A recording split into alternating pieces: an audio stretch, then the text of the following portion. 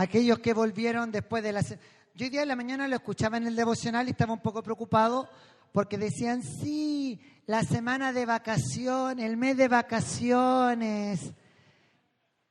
Yo dije, ¿se habrán ido a evangelizar a Varadero? ¿O habrán terminado en alguno de los Cayos o de los Cocos? Pero creo que de vacaciones tuvo el puro nombre.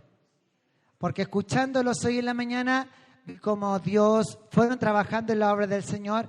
Y creo que, por ejemplo, en la mañana saqué la cuenta, así aproximadamente de los que dieron testimonio, y por lo menos 25 a 30 personas aceptaron al Señor en un mes. Creo que es toda razones más que suficientes para exaltar a aquel que vive. Y eso que solo dieron testimonio 5 o 6, creo de que cuando nosotros, el verdadero avivamiento no es la manifestación del Espíritu Santo.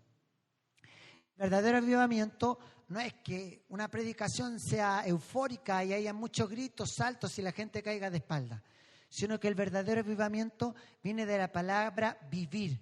Por eso es que en inglés es revival. ¿Qué significa revival?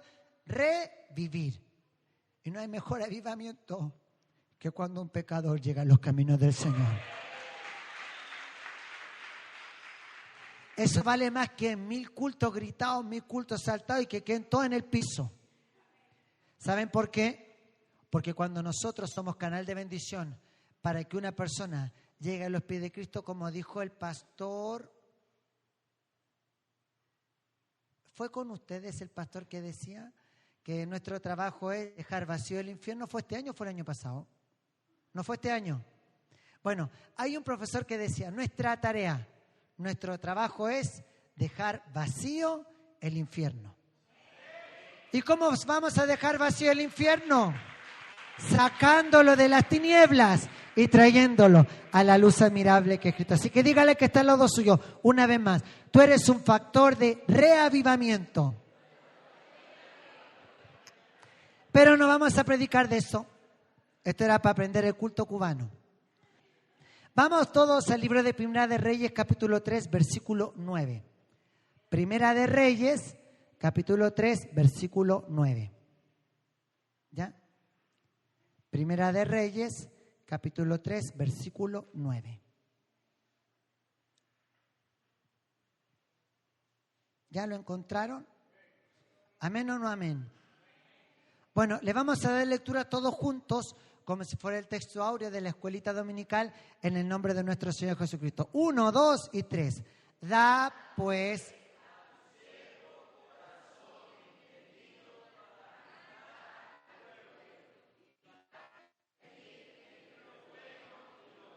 Gracias.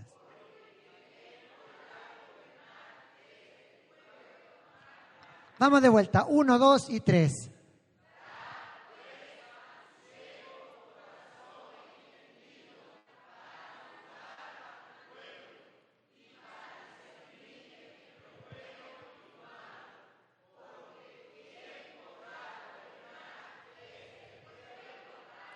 Señor, te damos gracias en esta hora. Te pedimos que tu Espíritu Santo descienda sobre nosotros para poder deleitarnos en tu palabra. Te pedimos que tu palabra nos muestre a un Cristo glorificado y aparta todo lo que hay en mí, Señor, sino que solo por medio de tu palabra podamos entender tu voluntad. Señor, bendícenos y que por medio de tu palabra puedas darnos un entendimiento y puedas enfocar nuestra mirada en el reino de Dios y su justicia. Te agradecemos por todo, te bendecimos y oramos en el nombre de Jesús. Amén y amén. La prédica lleva por título, no solo de sabiduría vive el hombre. Dígale que está al lado suyo, no solo de sabiduría vive el hombre. Yo creo que el día que menos desea que lleguen los alumnos es el día viernes. Ustedes se preguntarán, ¿pero por qué, Pastor Gustavo? Porque se van para su casa y no quieren volver ni a las ollas, no, quieren volver a su casa. Pero todo lo que hay un dicho en el seminario que decimos, nada es gratis. ¿Y qué tienen que pagar el día viernes para volver a su casa? El nunca y bien ponderado examen. Y el jueves en la noche no duermen tratando de estudiar y llegan al examen todos nerviosos. Y el examen es fácil. El examen es entretenido y el examen no es lo más importante. Yo creo que durante este mes que estuvieron de trabajo práctico en sus congregaciones, se dieron cuenta que el verdadero examen se está rindiendo afuera. Y nos encontramos con un rey que se hizo famoso por ser sabio. Salomón, hay un sinfín de ocasiones y de sucesos que nos hablan de la sabiduría de Salomón. ¿Cuál es el más emblemático? Cuando llegan las dos mujeres con el bebé muerto, ¿cierto? Las dos dormían en la misma cama. Entonces, vinieron estas mujeres, una mató a su hijo porque como lo aplastó en la noche. Yo conozco un suceso de un matrimonio que sin querer en la noche, ellos aplastaron a su bebé y el bebé murió por asfixia. O sea, es algo que puede suceder. Entonces, la que se le murió el hijo, ¿qué es lo que dijo? Cambió el bebé. Siempre me pregunté, quizá eran familia, porque uno si va a cambiar el hijo, obviamente no cambió un prieto por uno blanco, ¿cierto? Porque tuvo que haberse provocado cierta confusión como para que toda la gente dijera, bueno, ¿cuál es el hijo de cuál? Y viene Salomón y llegan con las dos mujeres, ¿cierto? Llegan con el bebé. ¿Y qué es lo que hace Salomón? Dice, traigan una espada, que lo vamos a picar en dos, la mitad para cada mujer. Desde el punto de vista humano, es la solución más insensata, más descabellada y más poco cuerda. De hecho, matar a un niño ya era un delito. Pero Salomón, ¿qué es lo que la sabiduría que Dios le da a Salomón? ¿Cuál fue? Dijo, la verdadera madre va a abogar, va a apelar, va a interceder por la vida del niño. Y fue así lo que pasó, ¿cierto? La madre, la verdadera madre del niño, dice, no lo maten, entréguenselo a ella. Ella prefirió perder en la custodia, perder la crianza de su propio hijo y que se lo dieran a la otra mujer y ella enterrar un hijo que no era de ella, ¿para qué? Para que su hijo pudiera vivir. Entonces, cuando nos damos cuenta de esto, Salomón era una persona que te había desarrollado un grado de sabiduría, un grado de entendimiento muy avanzado. Dice la palabra del Señor que muchos reyes venían a escuchar a Salomón de su grandeza, de su elocuencia. Tenemos el caso de la reina de Saba, ¿cierto? Que vino con regalos, algo se dice que un rey en Jerusalén que tiene una sabiduría tan especial, tiene una sabiduría tan sobrenatural que queremos escuchar de él. Y vino con un montón de regalos y que la Biblia nos cuenta que cuando la reina de Saba vuelve a su localidad, vuelve a su reino, Salomón le dio otro montón de regalos. ¿Por qué? Porque no tan solo Dios había bendecido a Salomón con sabiduría, con entendimiento, sino que Dios también había bendecido a Salomón con riquezas, con bienes y con prosperidad. ¿Qué te quiero decir con esto, amada iglesia del Señor? Que es importante que seamos sabios para ser prósperos. Primero viene lo espiritual, primero viene la sabiduría del cielo. Y cuando Dios te capacita, tú eres moldeado por Dios en lo espiritual trae consecuencias en lo terrenal. Es lo que le preguntan a uno. Yo una vez conocí a un hermano en la iglesia de mis padres, quien era alcohólico, y le dice, no, le dijo otro, todos eran amigos del mundo, ahora que tú eres cristiano, te volviste rico. En la iglesia te pagan por ir a la iglesia. Y él le dijo, no es que me volviera rico, es que el 80% de mis ingresos que los destinaba a alcohol, a emborracharme, a pasarlo bien, a los juegos y al cigarro, ahora lo invierto en lo que realmente vale la pena. Eso es, cuando la sabiduría de Dios viene a nuestro corazón, Dios se encarga de ordenar todo. Es como cuando alguien viene a la iglesia, ¿cierto? Uno cuando viene a la iglesia, uno no viene a la iglesia bien vestido. Uno viene a la iglesia lleno de tatuajes, con el pelo así, con el pelo todo parado y lleno de cadenas y aretes hasta por los dedos chicos de los pies. ¿Cierto? ¿Y qué es lo que hace el hombre? ¿Cómo vas a ir a la iglesia? Dice la palabra del Señor que el Señor vino a los vil y menospreciados. Y ellos hoy, en nuestra sociedad, son los viles y menospreciados. Pero cuando llegan a la casa del Señor, nadie les dice nada. Llegan a la iglesia, se sientan en la última banca y ahí la mitad de la hermandad lo dice, yo no me siento aquí porque este me va a robar las ofrendas. Pero hay otro 10% que es sabio. Y lo ve a ese que está solo y se sienta al lado y dice, ¿cómo te llamas? Juanito. ¿Y tú? José. Y comienza a establecerse una relación. Esta persona que quedó con las mechas paradas y con un montón de aretes, conoce el amor de Cristo y la sabiduría de Dios por medio de la renovación del entendimiento del Espíritu Santo.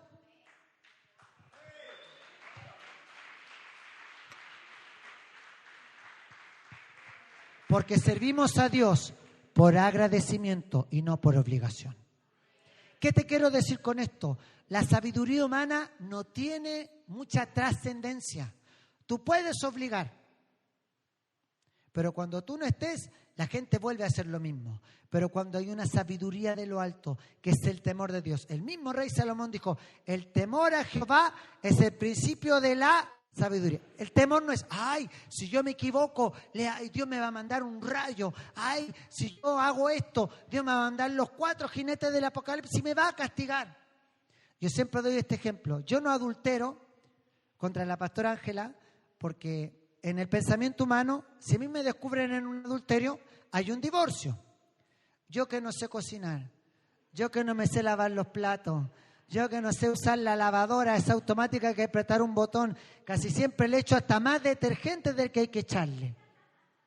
Digo, si yo no engaño a la pastora Ángela, ella me va a botar de la casa y voy a tener que vivir mi propia vida. Eso no es amor, eso es egoísmo. Y eso es mirar por mí mismo. Pero yo tomé un día la decisión de amar a la pastora Ángela hasta que la muerte nos separe. Y yo no la engaño porque ella es la mujer que Dios a mí me dio.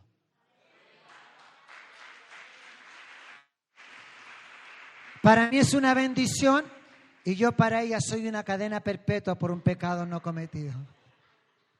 Pero ¿qué te quiero decir con esto?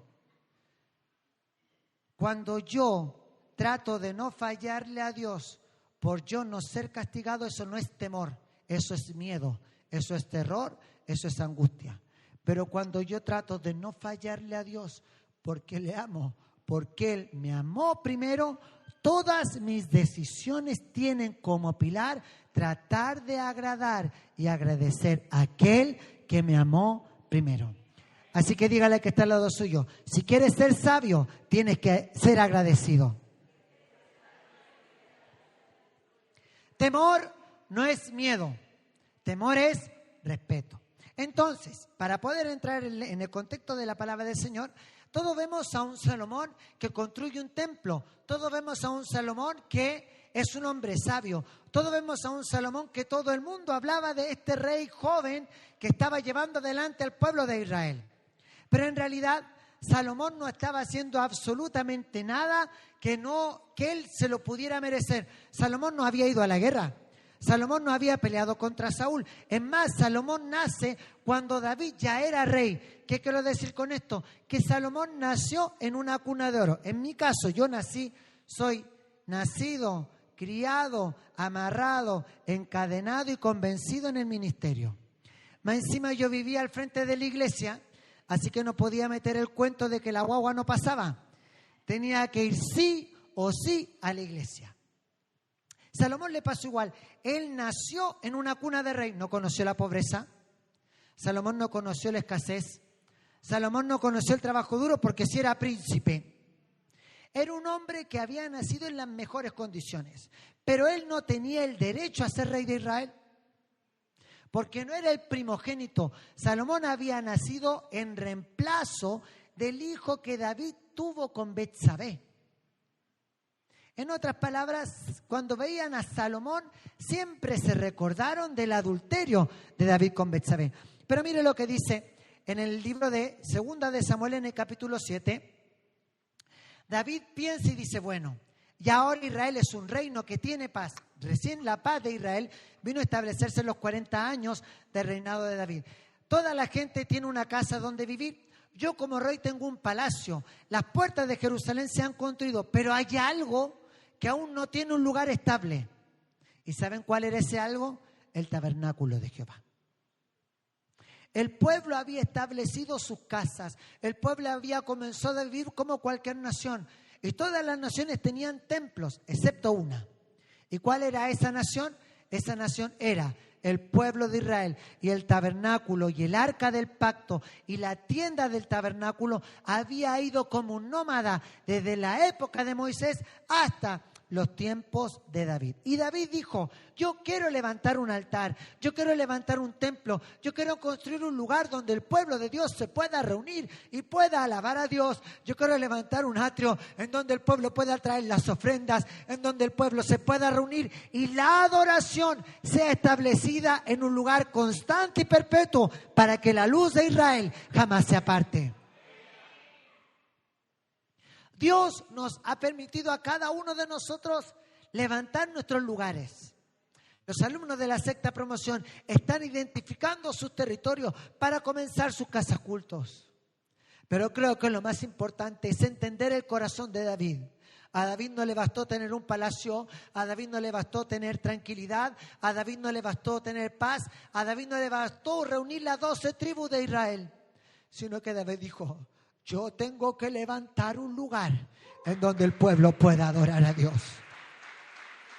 Y fue en el monte Moriah donde David levantó un holocausto para calmar la plaga producto del censo que le había encomendado. Y fue en ese lugar donde David levantó y dedicó y consagró un altar al Señor. Pero ¿qué le dijo Natán? Buen deseo tienes, buen anhelo hay en tu corazón. Y en Primera de Crónicas, capítulo 28, versículo 3 le dice: mas Dios me dijo que te dijera a ti, tú tienes un gran afán, tienes un gran anhelo, pero tú no edificarás casa a mi nombre, porque eres hombre de guerra y has derramado mucha sangre. Pero Señor, si tengo un buen anhelo, pero Señor, si tengo un buen deseo, ¿por qué no me dejas construir a mí el templo? Yo que he sido el rey conforme a tu corazón. Pero ¿qué le dice el Señor? Tus manos están manchadas de sangre.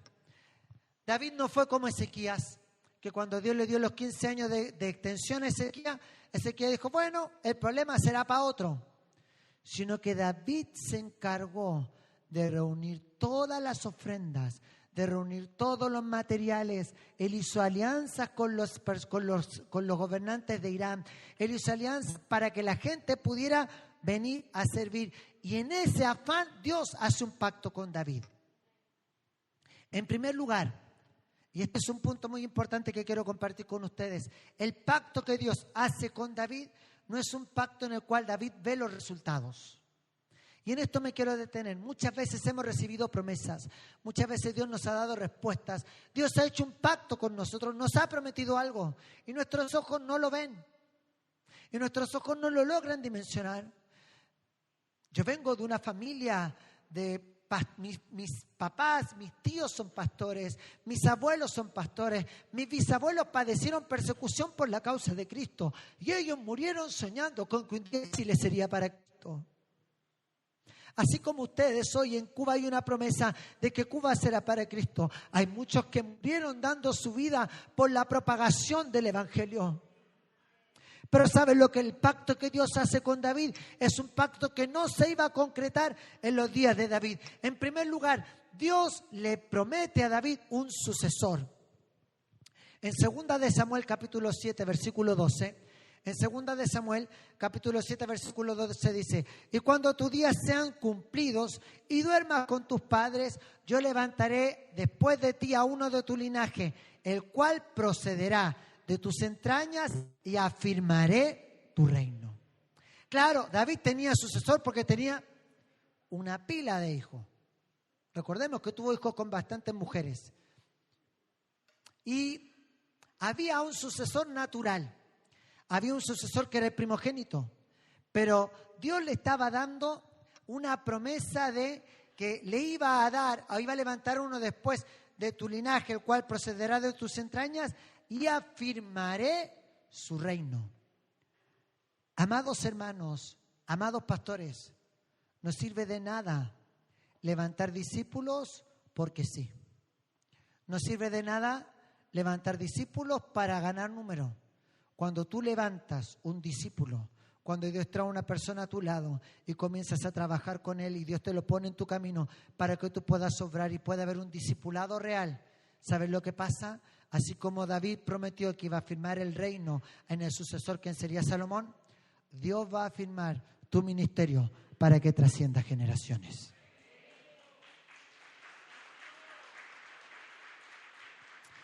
Dios hace un pacto con David y le da la promesa de levantar un sucesor, que él sería quien edificaría el templo. En 2 de Samuel capítulo 7, versículo 13, Dios le da una promesa, versículo 14, Dios le da la promesa de paternidad.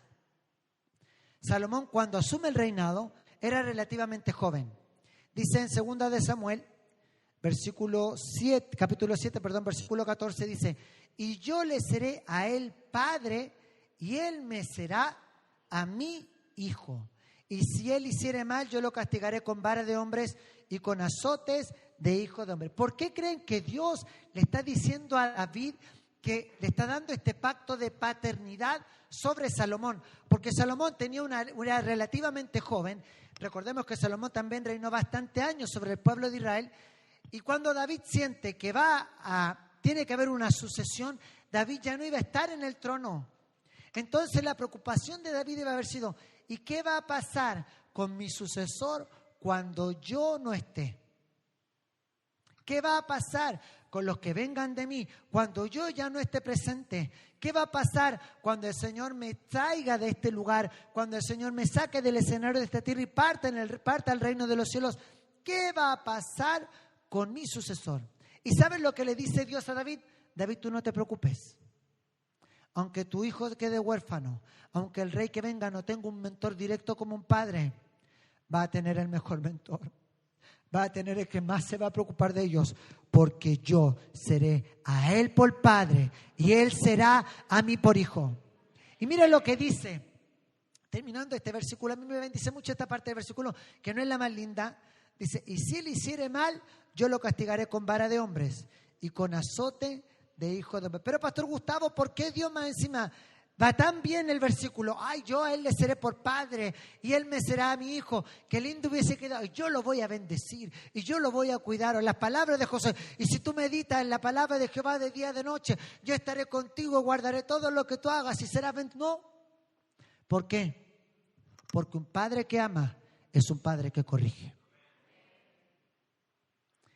En el libro de Proverbios dice que hay que dar con vara. Y un día yo prediqué de este proverbio en la iglesia de mis padres, y terminó el culto y llegaron todos mis sobrinos y me arrinconaron en un rincón. Me dice: tío, ¿usted nos ama? Sí, yo los amo. Y ya son adolescentes. Entonces, ¿por qué trajo esa palabra de que ahora vamos a tener que esconder la vara?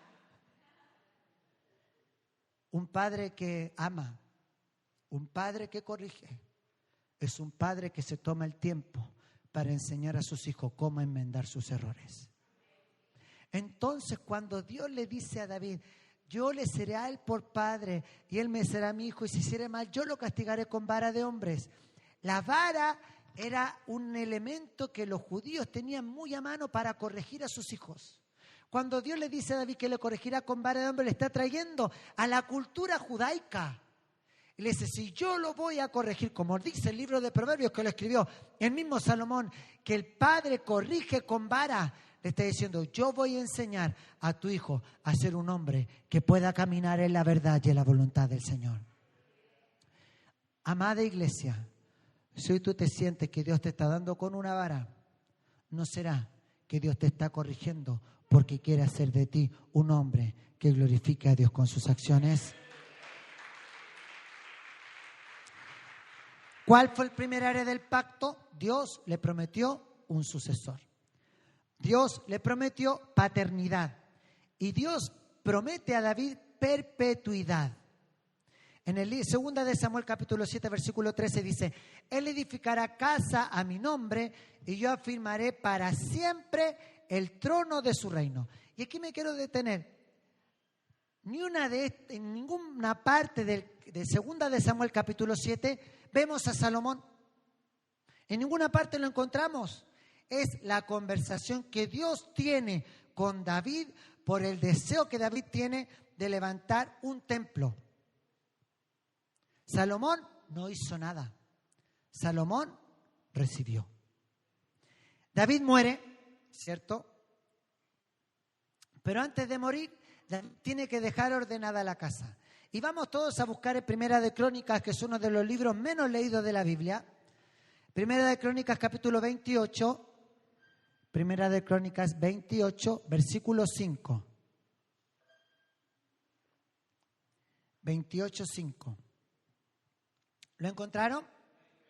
Primera de Crónicas 28, 5. Lo leemos todos juntos en voz alta. 1, 2 y 3.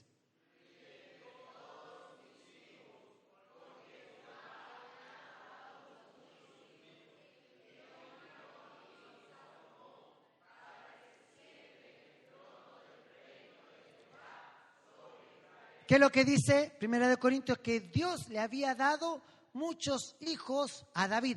Por la línea real, por la línea de sucesión, Salomón le tocaba conformarse con ser príncipe. Pero ¿qué es lo que dice David? David deja en claro en el versículo 28, en el capítulo 28 y en el capítulo 29 de Primera de Crónicas, nos relata los últimos momentos de la vida de David. Entonces David, antes de morir, dice, oye, aquí hay una línea de sucesión humana, aquí hay una línea que el primogénito debería ser el sucesor del reino, pero hay una línea de sucesión mucho más importante, que es la línea que Dios decidió que Salomón sea quien sucediera el reinado cuando yo partiera. 1, 2 y 3.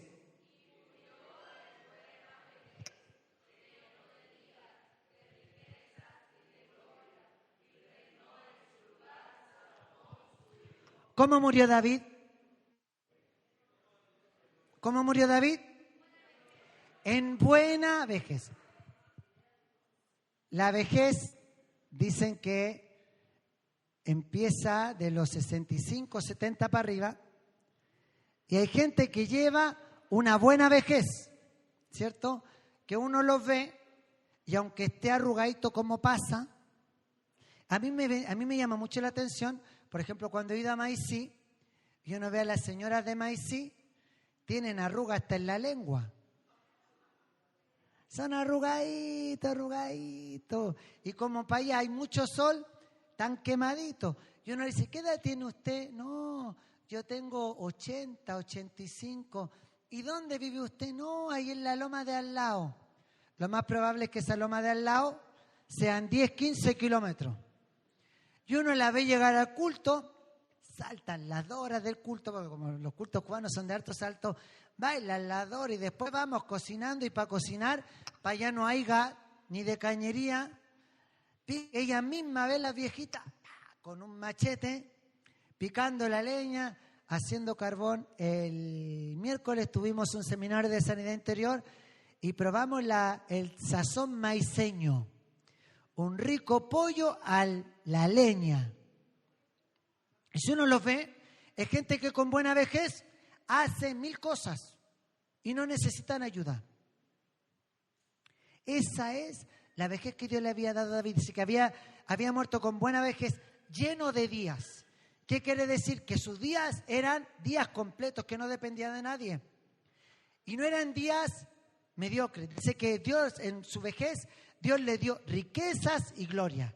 ¿Qué quiere decir? David termina sus días en victoria. David termina sus días bendecido. David termina sus días en prosperidad. David a lo mejor se sentaba y decía, algo hice bien, de que aunque ya sea avanzado en años, aún veo las misericordias de Jehová a mi alrededor. Y dice que reinó en su lugar Salomón. David llevó una vida con una visión clara. David llevó una vida con un objetivo claro. ¿Y cuál fue el objetivo claro de David? David no se enfrascó en las cosas terrenales. David no se enfocó en lo que veía. David no se enfocó en todo el oro que estaba acumulando para el templo.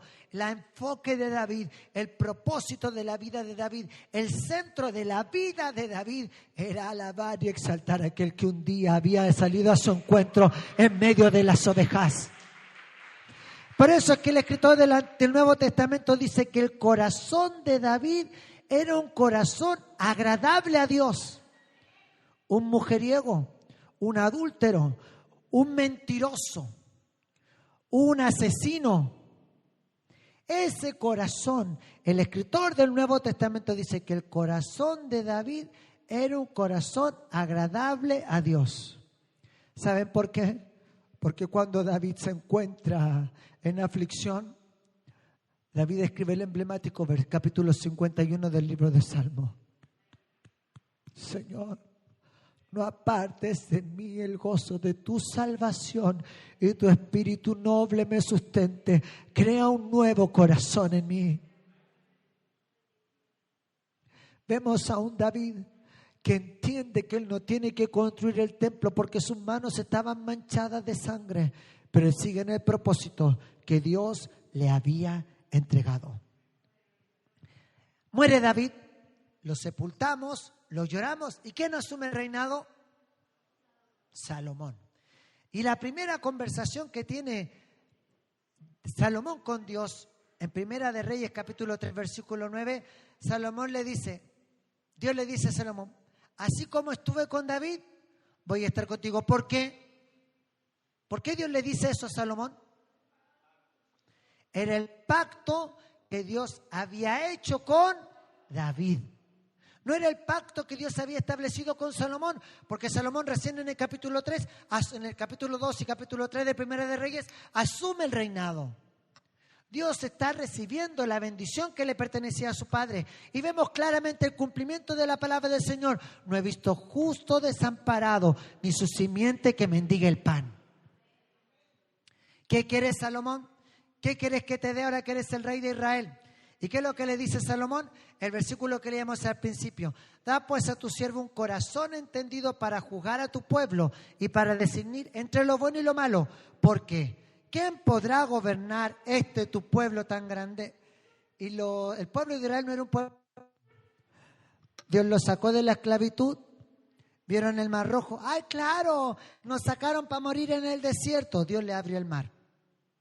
Cruzaron el Mar Rojo como si caminaran por tierra seca y les dio sed. Y encontraron las aguas amargas. ¡Ay, claro! Nos vamos a morir de sed. Moisés se echa a lavar al lago y el agua se endulzó. ¡Ay, tenemos hambre! En Egipto comíamos pan, pero era pan en esclavitud. ¿Y qué es lo que le dijo Dios? Pan van a tener. Todas las mañanas abrían las tiendas y no tenían que ir a hacer la fila ni preguntar en la bodega si llegaba el pan. El pan Dios les entregaba en las puertas de sus casas. Tenemos hambre, queremos carne. Por la tarde Dios traía codornices. Y dice la palabra de Dios que comían tanto que las codornices le salían por la nariz. Yo una vez comí codorniz en Bolivia. Cuando fuimos a hacer el AFA juvenil en Bolivia número 1, el pastor nos llevó a comer codornices. Y es igual que el pollo, la misma forma del pollo, pero... Y ustedes saben que yo como poquito. Y creo que yo me comí como 8 o 9 codornices para saciarme. Entonces cuando me estaba comiendo las codornices, dije, ¿cuántas codornices se habrá comido cada israelita? Porque la Biblia dice que comían hasta que les saliera por la nariz. Salomón dice, ¿cómo voy a gobernar este pueblo que tanto se queja? Y Salomón no pide fuerza, Salomón no pide riquezas, Salomón no pide poderío militar, Salomón no pide influencia política, Salomón pide sabiduría. ¿Y qué es lo que le dice Dios? En Primera de Reyes capítulo 3, versículo 11. Primera de Reyes capítulo 3, versículo 11, Dios le dice, porque has demandado esto y no pediste para ti muchos días, ni pediste para ti riqueza, ni pediste la vida de tus enemigos, sino que demandaste para ti inteligencia, para oír juicio. Voy a añadir todas estas cosas. Me trae a la mente el versículo de Mateo capítulo 6, versículo 33. Mas buscad primeramente el reino de Dios y su justicia, y todas estas cosas os serán. ¿Qué cosas van a ser añadidas? El versículo 6, el capítulo 6, los versículos anteriores se preguntan, ¿ay, alguien podrá añadir un centímetro de estatura? No. ¿Alguien de qué os afanáis por lo que habréis de comer el día de mañana? Si Dios cuida de las aves, cuidará también de ti. Ay, ¿de qué te vas a preocupar de vestir? Si Salomón con toda su gloria no se vistió como los lirios del campo. Salomón pide buscar el reino de Dios y su justicia. Y Dios le añadió todo lo que necesitaba. La pregunta que nos hacemos hoy, ¿estaremos nosotros realmente buscando el reino de Dios y su justicia? Ay, pero Pastor Gustavo, estamos pasando dificultad.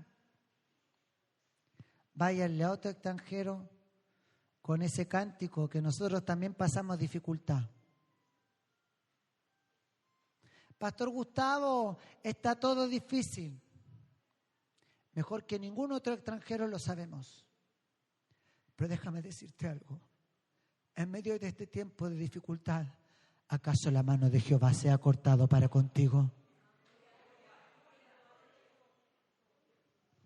Pudiéramos pedir la vida de nuestros enemigos, pudiéramos pedir riqueza, pudiéramos pedir una larga vida, pudiéramos pedir que Dios haga 1000 cosas. Pero eso es buscar las añadiduras, eso es buscar lo terrenal, eso es buscar lo que cuando yo derroto a mis enemigos, otro enemigo se va a levantar contra mí. Porque es la ley de la vida. Pero cuando yo busco el reino de Dios y su justicia, es Dios quien pelea mis batallas.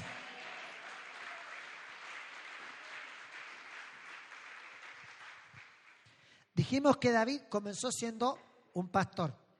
Cuando David se creía rey, yo soy el rey de Israel, ¿qué es lo que hacía el Señor? Se paraba en el balcón y olía, y no olía los inciensos aromáticos que le ponían. ¿Qué aroma traía el Señor? El olor a la majada. Y el olor a la majada no es el mejor olor. ¿Cuánto han criado porquito? Y cuando van a salir de su casa, se bañan 4 veces y huelen la ropa que se van a poner. Y eso que el puerquito, dentro de todo, es uno de los animales más limpios. ¿Saben por qué? Preguntaron a la vaca, vaca, ¿cuándo te duchaste tú? ¿Hace cuánto? Hace Y le preguntaron a un puerquito, puerquito, ¿cuándo te duchaste tú? Hoy. Pero cuando David se quería jactar de que era el rey, Dios le traía el olor a la majada. Decía, de allá, de entre ovejas, de allá, de entre los prados, de allá cuando vino Samuel a la casa de tu padre y quisieron ungir al rey de Israel y pasaron todos tus hermanos que tenían pinta de rey, pero nadie se acordó de ti. De allá, cuando llegó alguien que dijo, hoy, ¿sabes qué es David? Hay un profeta que quiere ungir al rey de Israel que va a estar en la casa, pero anda para el trámite nomás, ¿qué pinta de rey vaya a tener tú? Pero ¿a quién fue? A quien Samuel derramó el cuerno con el aceite, fue al que todos menospreciaron. Cuando estaba todo el ejército de Israel peleando contra Goliat y todos temblaban, llegó un muchachito con un poco de queso y con un poco de pan. Y Dios despertó un celo y dijo, ¿y quién es ese filisteo para atacar, para amedrentar al pueblo de Israel? Le pusieron la armadura real. ¿Usted cree que la armadura de Saúl era la peor? La mejor. ¿Qué es lo que dijo David? Yo con esto no puedo pelear. Si me pesa mucho, se quitó todo. ¿Y qué es lo que hizo David? Agarró su mejor arma. Una bazuca calibre 58. No. Una honda y 5 piedras. Al que todos menospreciaron, llegó a los pies de Saúl con la cabeza de Goliat.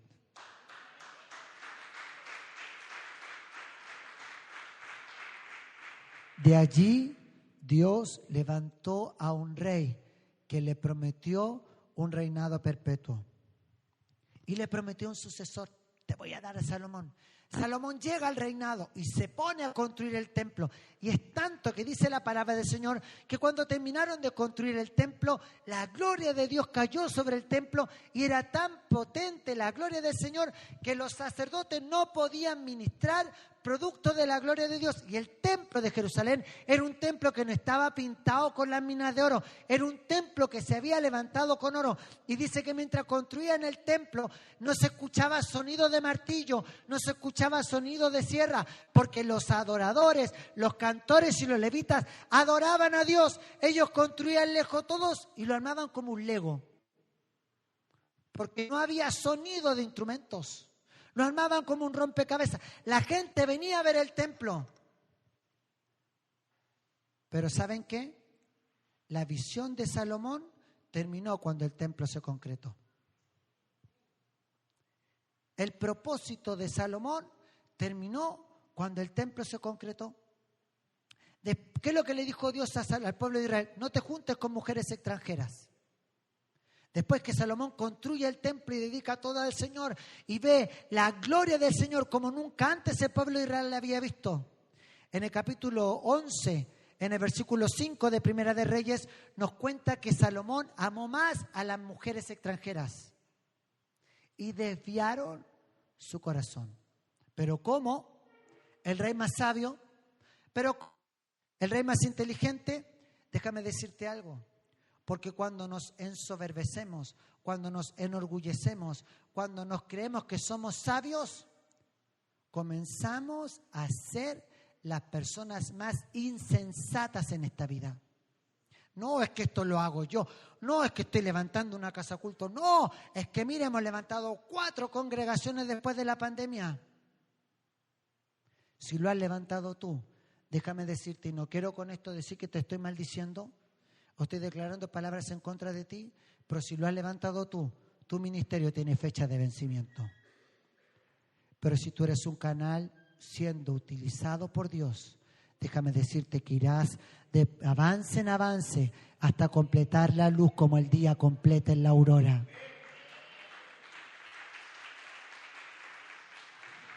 La Biblia nos cuenta en el capítulo 11, versículo 5 de Primera de Reyes, que Salomón siguió a dioses. Ya no le bastó con que las mujeres siguieran a los dioses, sino que levantó altares. Dice que él sacrificó altares, levantó lugares altos, quemó ídolo abominable de Moab, y también en el monte que estaba al frente de Jerusalén, que nos está hablando el monte en el monte de Betel. Dice que que Salomón levantó un altar a Moloc, abominable de los hijos de Amón. ¿Por qué? Porque Moloc era un dios en donde se le sacrificaban los niños.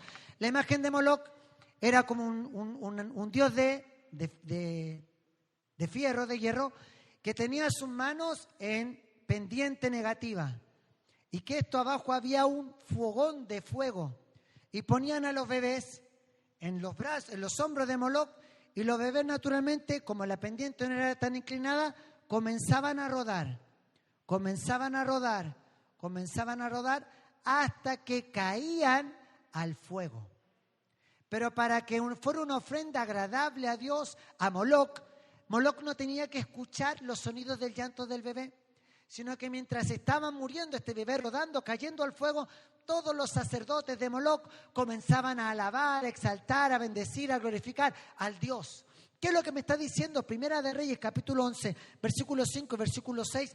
Que Salomón, el que se había encargado de levantar el templo a Dios, aquel que Dios le dijo, tú vas a levantar un templo y en ti perpetuaré el reinado, el trono de Israel. Ese rey que había recibido un pacto de parte de su padre, ese rey que había recibido tantas promesas por mirar a las mujeres extranjeras, por mirar a las mujeres ajenas, por mirar cómo otros adoraban a Dios, él se encargó de levantar un altar en donde los niños de Israel fueran sacrificados a otros dioses. Pero Dios levantó adversarios. Dice que Dios levantó a los amorreos y llegó un momento que van a la pelea. Y dice que Dios levantó a los amorreos y le quitó y levantó adversarios para que pudiera destruir a Salomón. Salomón tenía todas las de ganar. ¿Qué es lo que dijimos? Él había nacido como ¿qué? Como pastor. ¿Cómo nació Salomón? como príncipe. ¿Él alguna vez se enfrascó con las ovejas? ¿Él alguna vez hizo el trabajo duro? ¿Él se encargó de buscar los materiales para levantar el templo? Salomón tenía todas las de ganar. Salomón tenía todas las oportunidades para, si David había llegado a un lugar, Salomón pudiese haber llegado a un lugar mucho más alto. Dijimos que David había muerto, había llegado a su muerte lleno de días, lleno de gloria, lleno de virtud, lleno de vitalidad, agradeciendo a Dios. Pero nos encontramos a un Salomón que, aunque había sido declarado el hombre más sabio de la tierra, todo lo que había alcanzado era vano. ¿Y qué es lo que significa vano? Que no tiene valor, algo que no tiene sustancia, algo que no tiene... Cuando uno se toma una sopa, por ejemplo, en Corea hay una sopa de hueso, la cola del murciélago. Lo hierven por horas y por horas y por horas y por horas. Cuando fuimos a Chile, hacía frío, entonces ponían una estufada parafina y la pastora Ángela preparó esta sopa. Y se le acababa el agua y le echaba más sopa. Y mi mamá estaba muy mal de salud. Entonces, cuando en un momento... mi mamá le pregunta a Ángela, Ángela, ¿y esta sopa qué? No, le dice, pastora, esta es una sopa de la médula, de la cola de la vaca. Y mi mamá se tomó un plato de sopa y mi mamá como que rejuveneció.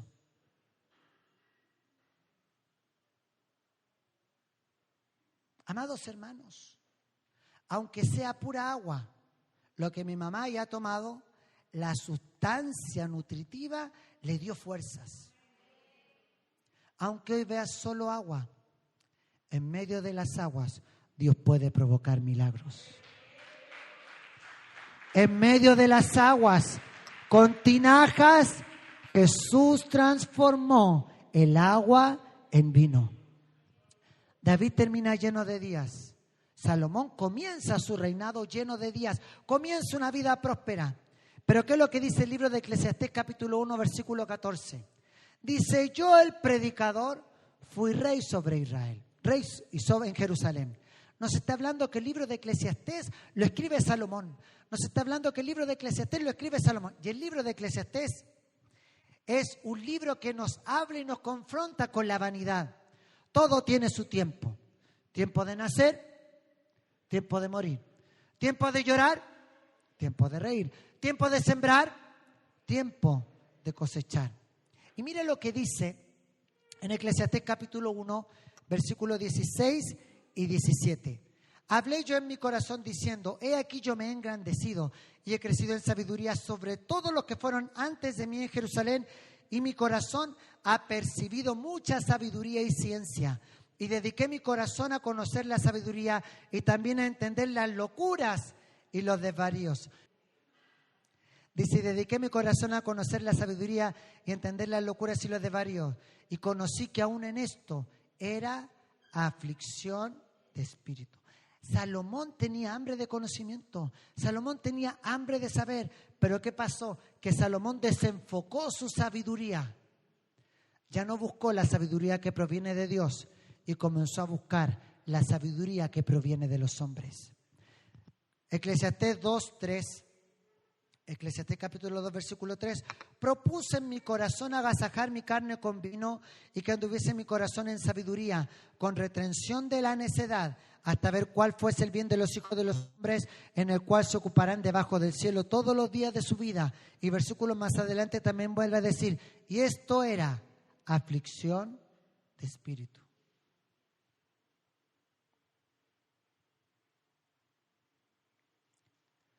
Cuando yo desenfoco mi mirada de Dios y comienzo a fijarme en todo aquello que no es de Dios, comienzo a afligir mi espíritu. ¿Sabes por qué? Porque cuando tú desenfocas tu mirada de Dios, dejas de ver a Dios actuar en medio de tu ambiente. Y los hombres pensamos de manera racional. Jesús le dijo después del discurso de la bienaventuranza, dijo, si alguien te pega en la mejilla derecha, ¿qué es lo que haces tú? ¿Saca el machete y pícale la mano? ¿Qué es lo que le dijo Jesús? Pone la otra. Si alguien te pide tu túnica, ¿qué es lo que le dijo Jesús? Dale tu capa. Si alguien te pide que camine una milla, ¿qué le dijo Jesús? ¿Por qué? Porque la sabiduría de Dios es completamente opuesta a la sabiduría de los hombres. Y termina diciendo en el capítulo 12, versículo 8 del libro de Eclesiastés: vanidad de vanidades. Dijo el predicador. ¿Quién es el predicador? Lo leímos en el 1:14. Yo, el predicador, fui rey sobre Israel en Jerusalén. Y si uniéramos el 1:14 de Eclesiastés con el 12:8 de Eclesiastés, lo podríamos leer así: vanidad de vanidades, dijo el rey de Israel en Jerusalén. Todo es, ¿qué es lo que es algo vano? Dijimos, es algo que no tiene valor, algo que no tiene peso, algo que no tiene sustancia. ¿Quién lo dice? El hombre más rico. ¿Quién lo dice? El hombre más sabio. ¿Quién lo dice? El hombre que tenía un poder militar como ninguna otra nación. ¿Quién lo dice? Un joven al cual los reyes venían a escuchar. ¿Sabes por qué? De la vida de Salomón, que tenía un enfoque, que tenía una proyección mucho mayor que la de David, se desenfoca porque Salomón pierde el propósito de su vida. Salomón pensó que su propósito era levantar el templo. Salomón pensó que su propósito era levantar lo que Dios le había prometido a su padre. Como Dios cumple la promesa de David en Salomón, cuando esa promesa se cumple, Salomón se queda sin visión y comienza a divariar. Vienen las mujeres y Salomón comienza a que las mujeres desviaran su camino. Amados seminaristas, amados graduados, amados intercesores, muchos de ustedes hoy son discípulos de alguien. Muchos de ustedes están siendo mentoreados por alguien. Muchos de ustedes, de los seminaristas, vienen porque sus pastores les han enviado. Y Dios ha dado promesas, Dios ha dado palabras a sus pastores sobre los ministerios de los que han venido hoy al seminario.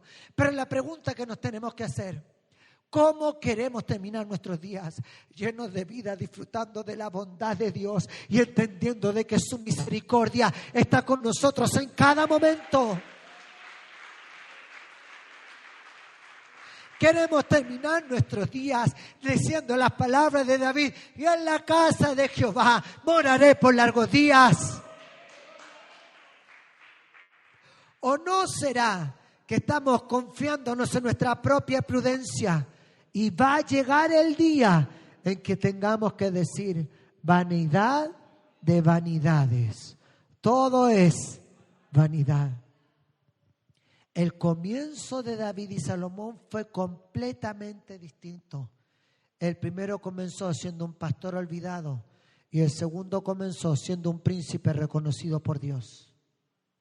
El primero terminó siendo el rey que agradaba el corazón de Dios y el segundo terminó siendo el rey que destruyó las promesas que Dios le había dado a David.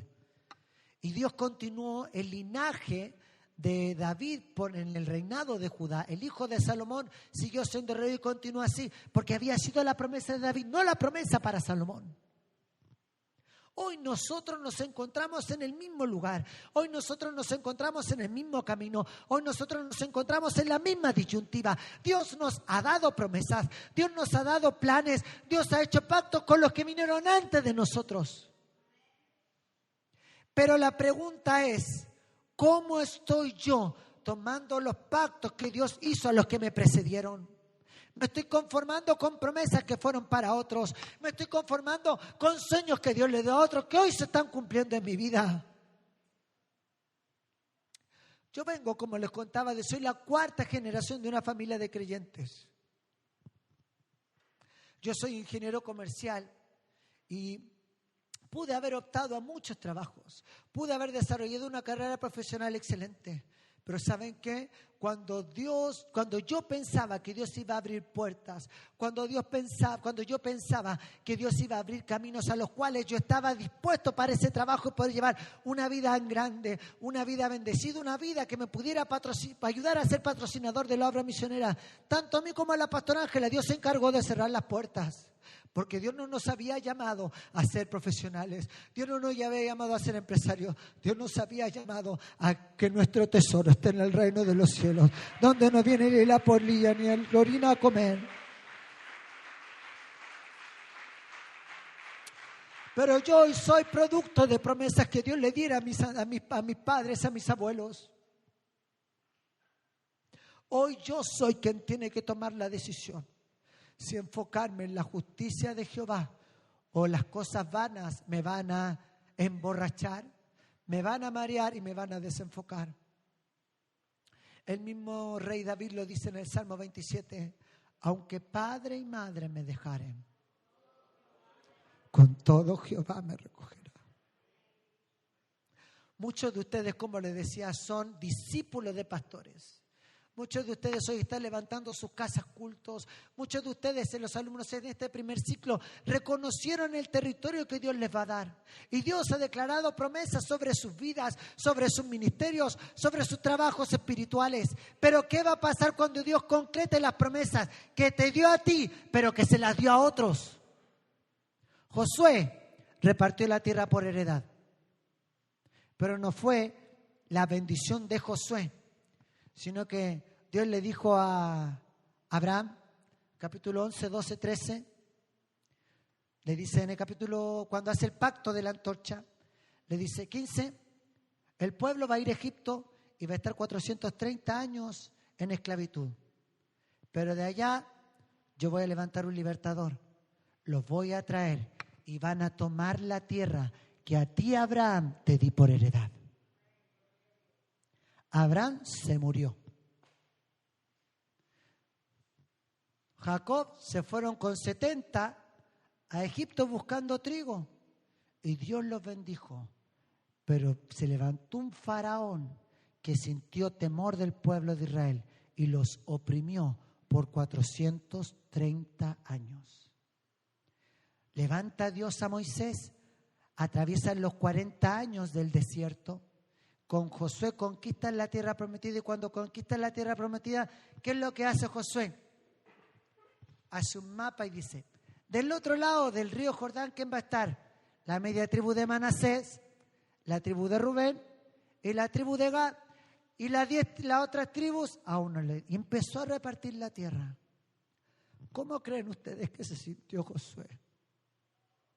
¿Quién soy yo para disfrutar de la promesa que Dios le diera a mi padre Abraham? ¿Quién soy yo para disfrutar de los planes que Dios tenía para Israel 430 años antes? Y vemos a un Josué que en su último discurso, cuando ya está a punto de morir, le dicen en Josué capítulo 24, dice, si ustedes quieren servir a los dioses de los amorreos, vayan. Si ustedes quieren servir a los dioses de los moabitas, vayan. Pero una cosa estoy seguro, que yo y mi casa serviremos a Jehová. Déjame decirte algo, amado seminarista. Quizás hoy tu casa culto que Dios está levantando en ti no es la promesa que Dios te ha dado a ti, es la promesa que Dios le dio a tus pastores. Quizás la célula que estás levantando hoy en tu casa no es la promesa que Dios te haya entregado a ti. Fue la promesa que un día Dios le dijo a tu pastor, extiende tus estacas, mueve los sitios de tu tienda porque yo voy a prosperar tu ministerio. Lo que Dios está haciendo contigo quizás no es el propósito que Dios tiene para contigo. Pero cuando Dios cumpla las promesas de los que te precedieron, pregúntate, ¿cuál es el plan que Dios tiene para mí? Cuando yo entiendo el plan, cuando yo entiendo la promesa, cuando yo entiendo la visión de Dios, nada ni nadie me va a mover de la roca que es Cristo. La Biblia refleja a Cristo como la piedra angular. En esta mañana, mi pregunta es simple y sencilla. Cuando ya lleguen nuestros últimos días y sean viejitos, porque yo voy a tener 25 de aquí hasta que Cristo venga. Cuando ya veamos que no podemos más, cuando veamos que no tenemos las mismas fuerzas de antes, y hagamos una retrospección a nuestros días. ¿Cuáles van a ser nuestras palabras? Jehová ha sido nuestro pastor y nada nos faltó, y en lugares de delicados pastos nos hizo descansar. O vamos a terminar el día siendo vanidad de vanidades. Todo es vanidad. ¿Y sabes lo que es la vanidad? Lo que nuestros ojos ven. Lo que nuestros ojos ven.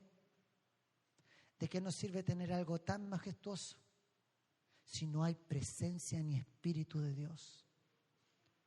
Mejor es un par de bancos que son una palma picada en dos, en donde Dios realmente obra y se mueva, que sentarnos en sillas demasiado cómodas. ¿Sabes por qué? Porque va a venir el Señor. ¿Cuántos lo creen así? ¿Cuántos creen que Cristo está pronto a venir por su iglesia? Y yo siempre he dicho, ¿qué va a pasar cuando Cristo venga? ¿Qué va a pasar con las iglesias? Van a quedar vacías. Y esto es lo mejor para una discoteca. Hay audio, hay escenario y hay mesa, porque en toda la iglesia hay mesa. Lo mejor para un paladar. ¿Y qué creen que va a pasar cuando las iglesias queden vacías? Mira, a los cristianos se los llevaron los extraterrestres. Mira la iglesia que grande que hay allá en Artemisa. Podíamos poner un paladar. Y mira, tienen hasta un baptisterio. Pongamos una piscina. Tu casa. Cuando se empieza a llenar de mata el jardín. Mira, a la pastora también se la llevaron los extraterrestres. Vecina, ¿está usted ahí o no? Se van a meter a tu casa. Se van a acostar en tu cama. Se van a comer tu comida. Van a fumar en tu sala. Pero a mí me va a dar exactamente lo mismo.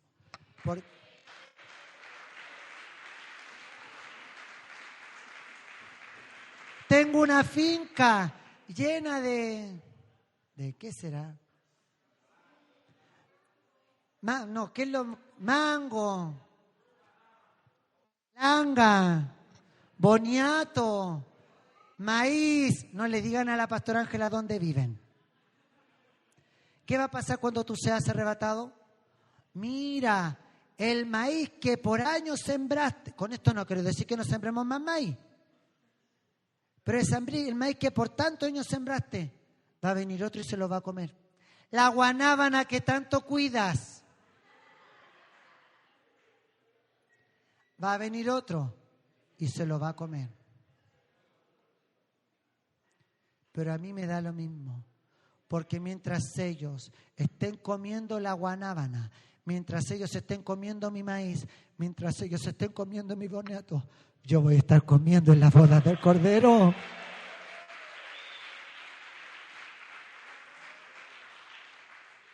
Mientras ellos vengan a engañarme en un paladar, en su casa, en sus terrenos, en Artemisa, donde sea. Y ellos estén fajados por la P14 para llegar al paladar que tenemos que hacer plata. Mientras ellos estén en las cosas vanas, este flacuchento va a caminar por calles de oro.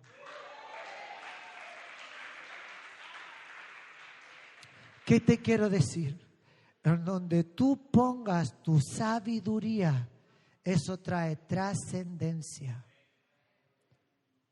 Pero pastor, bueno, le dijeron a Junior el otro día que fuimos al Corojal, estos extranjeros están locos, ¿cómo se vienen a meter a Cuba?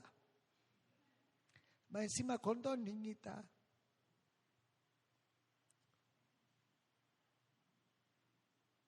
Pero algo que sí sé, que va a llegar el día en que la Consu y la Vicky y le van a dar gracias a Dios por los 8 años que llevamos en esta tierra.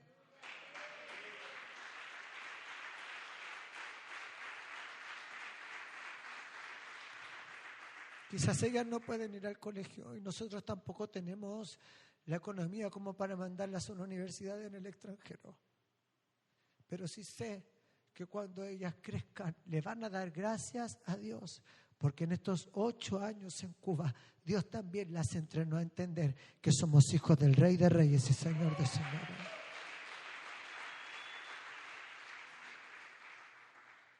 Amados hermanos, en donde está puesta nuestra mirada, de ahí se alimenta nuestra sabiduría. Donde están puestos nuestros ojos, de allí se nutren nuestros pensamientos. De donde están puesta nuestra mirada, de allí nos alimentamos. Si tú hoy estás mirando por tu economía, estás mirando en una dimensión que es a corto plazo. Pero si tú solamente levantas tu papada, levantas tus ojos y miras hacia los montes, ¿de dónde viene tu socorro? Déjame decirte que tu socorro ha venido, tu socorro viene y tu socorro vendrá de parte de Jehová, quien hizo los cielos y la tierra. ¿Qué estás mirando hoy? ¿En qué te estás concentrando hoy? ¿En dónde está puesta tu mirada? Pastor Gustavo, pero no tengo un menudo en el bolsillo. Dios no necesita plata.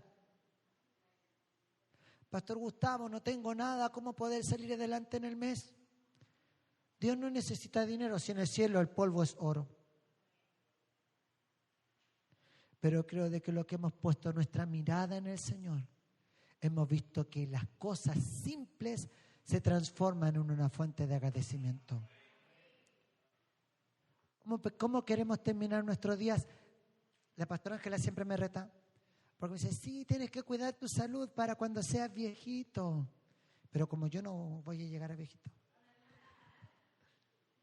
Pero nuestra vejez la vivimos dependiendo de las decisiones de nuestra juventud. Los que tenemos diabetes, fue un momento que no nos controlamos con el azúcar. Los que tienen problemas al colesterol, fueron porque en un momento no cuidaron lo que comieron. Y en la vejez nos tenemos que quejar. Pero hoy le hablo a un grupo de espiritualmente hablando jóvenes que están comenzando ministerios, jóvenes que están reconstruyendo ministerios. Si queremos terminar nuestros días como los de David, llenos de vida, llenos de gloria y en buena vejez, es el momento de tomar buenas decisiones. Te invito a ponerte en pie. David terminó una vida feliz. Salomón terminó una vida triste. David terminó una vida agradecida. Salomón terminó una vida de quejas. David terminó una vida con sueños y proyecciones. Salomón terminó una vida con todo truncado. David murió con el anhelo de que Dios iba a levantar un sucesor. Pero Salomón murió sabiendo que el trono iba a ser quebrado. No esperemos a nuestros últimos días a tomar la decisión de mirar, de buscar el reino de Dios y su justicia, sino que hoy tomemos la decisión de tomar decisiones en la sabiduría de Dios, la sabiduría que va en contra del pensamiento humano. No nos enfrasquemos ni soñemos con una gran mega iglesia, sino que soñemos con una iglesia que rescate al cautivo. No nos enfoquemos en una multitud de 5,000 que solo nos va a buscar por 5 panes y 2 peces, sino que soñemos con ser el pequeño niño que llegó tomado de la mano de Andrés, diciendo, Señor, es lo único que hay. No nos enfoquemos en la vanagloria de un nombre, no nos enfoquemos en el prestigio de un título, no nos enfoquemos en que nos llamen un gran predicador, sino que enfoquémonos que en el día, que cuando cerremos nuestros ojos cada día, cuando oremos al Señor en nuestro último aliento de la noche, el Señor nos diga, ve buen siervo y fiel. El Señor nos diga, lo has hecho bien, aunque no le hayamos hablado a nadie.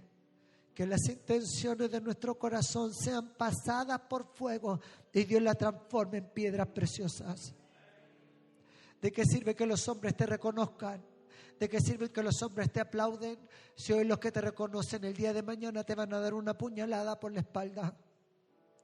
Pero va a llegar un día en que nadie te va a poder robar el reconocimiento que Dios tiene para contigo. Cuando Dios te llame y te entregue un galardón incorruptible de gloria.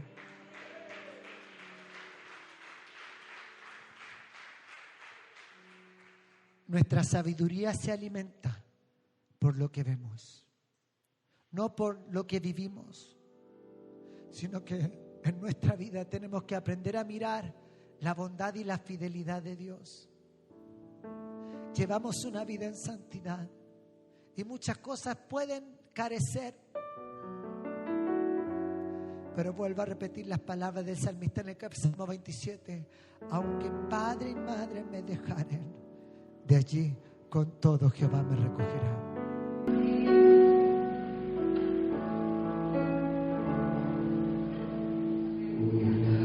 La santidad, aunque luz me pueda faltar, aunque poco pueda ver, siempre agradeceré. Por mí, lo sencillo.